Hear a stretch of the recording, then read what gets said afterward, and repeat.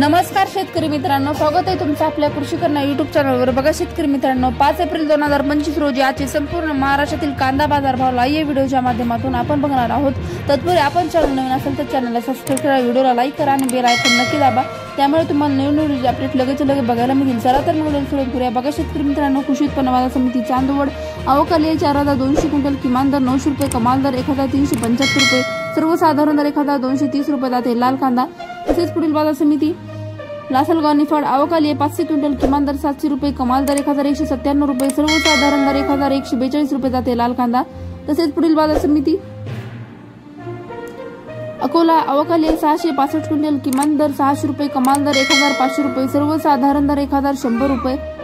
तसेच पुढील बाजार समिती